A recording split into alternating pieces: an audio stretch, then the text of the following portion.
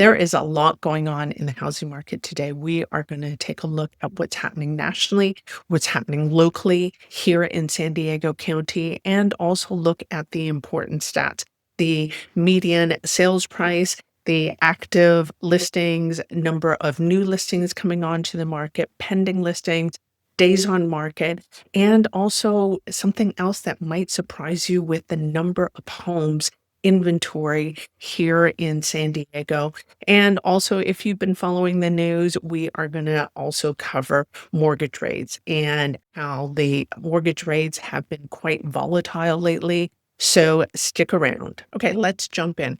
From Realtor.com, there's a recent article, pending home sales rise in August as falling mortgage rates finally spur activity. So basically, what has been happening is that the mortgage rates have dipped down recently, and that is generating more sales. So there's more pending sales month on month. From July, it has gone up 4%. And from a year on year, it has gone up 3.8%. And that says that right here from the National Association of Realtors report. Also, pending home sales have gone across the board nationally, except for the Northeast. So it has gone up in the Midwest, South, and West, whereas closed sales actually rose in all four regions. However, it's not all good news. So from senior economic research analyst Hannah, she said, while lower borrowing costs provided some relief, high housing costs continue to limit overall movement in the market. So it does help that mortgage rates are down, but it isn't spurring a lot of crazy activity. And that says it right here. Despite the August uptick, pending home sales, as measured by the National Association of Realtors, remain well below typical levels recorded in the 20 years prior to late 2021, when sales fell off a cliff and have yet to recover. Okay, moving on to mortgage rates. Hey, real quick, if you're new to my channel, welcome. I'm Jade, a local realtor here in San Diego, and I make videos every week on the housing market and what's going on nationally, locally, so you can stay informed if you are planning to make a move, or if you have any questions about your specific property or neighborhood. Don't hesitate to reach out. My number is right here on the screen. Give me a call, text, and I'd love to hear from you. Okay, back to the video. If you have been following the news lately at all, mortgage rates have been slowly dipping down into the low sixes. They dropped down to 6.17, but right now they're hovering in the 6.37 range. From Mortgage News Daily, they said mortgage rates remain unchanged after downbeat employment report. So that came out, and the employment report wasn't as good as they were expecting. They were hoping to add 50,000 jobs, but what they ended up getting was 32,000. So that is quite a bit drop from what they expected. And also, investors are looking out for the jobs report that is supposed to come out on Friday. And because of the government shutdown, well, we're not going to receive that anytime soon unless things change. So right now, from Mortgage News Daily, here in this graph, you can see right here, it is from September 29th, the 30-year fixed rate mortgage is 6.37. So it has been trending down. Recently in May, it was 6.83. So we'll see where that's headed. And if the jobs report comes out weak, then we might be able to expect that mortgage rates actually go down even further. Or if the job numbers are better than expected, then mortgage rates might come up to ease inflation and the growth of the economy. And if you're wondering if mortgage rates are going to go down any more or further this year, well, the experts are saying that there is another Fed meeting at the end of October, October 29th. And in anticipation of that, lenders sometimes cut their rates in anticipation. So a couple weeks before.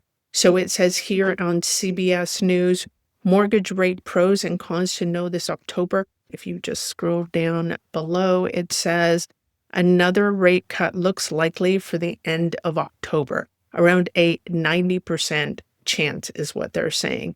That's the chance the Fed cuts the rates again at the end of the next meeting.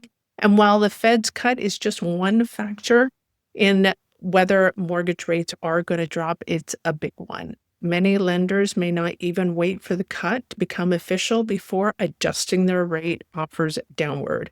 So it says keep an eye out on the rate climate in the weeks leading up to the central bank's next meeting. Now, if you are wondering about whether you should buy because mortgage rates are going to drop, or also if you're thinking about selling a property and if there's going to be many buyers out there, make sure you stick around. Later, I'm going to dive into something really interesting that is actually a little bit unsettling. So stick around for that. But right now we're going to just dive into what's happening in California and then into San Diego. So there has been a recent report that came out from the California Association of Realtors and their predictions. It's 2026 California housing market forecast. So basically it said that, things have been in the past year relatively flat, but next year it is supposed to go up, improve slightly, just a little tiny bit. So sales are supposed to go up about 2%. So not a huge amount of growth, but it says single family homes are forecast to total 274,000 units in next year in 2026, up 2% from 269,000.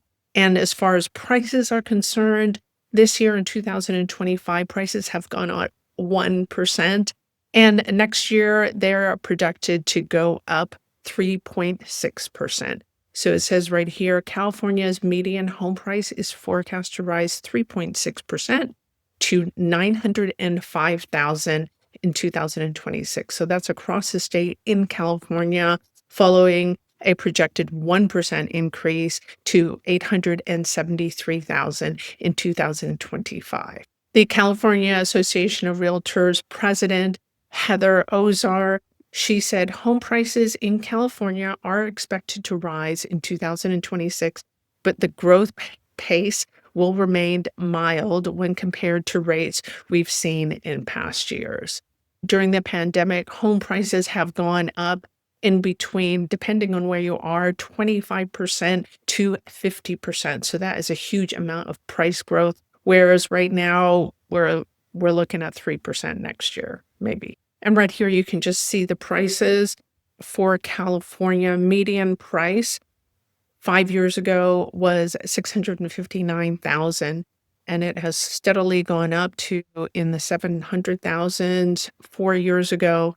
Last year, it was 865,000. And so next year, they're projected in California median home price to be 905,000. And you can see also the mortgage rates and how they were 5 years ago at that 3.1% 30-year fixed rate mortgage, going up 3 years ago to 5%, 6%. And right now we're hovering in the mid sixes, low sixes, and hopefully it will go down to 6% next year. Hey, if you're curious what your property is worth right now in today's market and also how it's going to appreciate next year, click the link below in the description for a home valuation and you can get that information right away. So now we're going to dive into local housing stats here in San Diego County, and we're just going to get down nitty gritty into the numbers, but make sure you stick around to the end because I'm going to break down why there's a shortage in new builds in San Diego and how this is going to affect you, whether you're buying or selling in the future. Okay, let's dive in. So this is from the California Regional MLS. The stats here, so just right here, as you can see, San Diego County, market trends. So the latest data, so median estimated home price, property value right now, in San Diego, it is 958,000, and that is for single family condo, townhouses, and apartments. And change from last month, so price has gone down just a tiny bit, 0.4%, and year on year, it has gone down 0.1%. So basically, prices have been flat since last year. And as you can see here, the blue line, I'll just punch that up a little bit. The blue line here for San Diego County, oh, it actually has September. So it is 958,000. So that's a median home price here in California.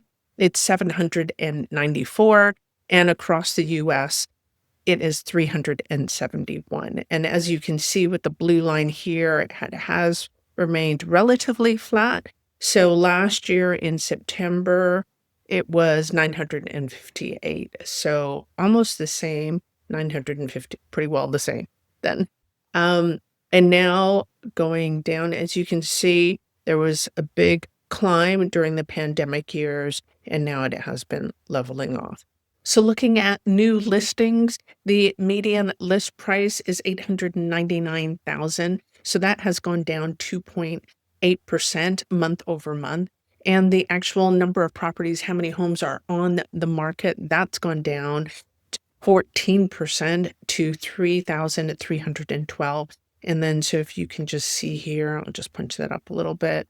The median price has gone down to 899, and the highest this year was in June for 946,000. So the median price of new listings has gone down. Now scrolling down to active listings. So compiling all the active listings, the median price is 50,000 more than the new listings. But month over month, that has gone down 2% here, as you can see. Median days on market, it's gone up. So right now it takes about 43 days to go under contract. And so as you can see here, price has gone down as well. So the highest was actually in May, where it was 980,000 for active listings, median list price for active listings. Number of pending properties has gone up, so that's good news, but it's only gone up 2.7%, so not a ton. And price-wise, this is the same median list price as the new listing, so it is 899,000. Median days on market for homes that go pending is only 26, so just a little bit under a month for it to go pending, if it is going to go pending. And lastly, looking at sold data, so median sold price is 911,000, and that has gone up 0.1% month over month. Sold to list price, so you are getting on average 98% of list price, and median days on market is 25 days, which is a 13% increase.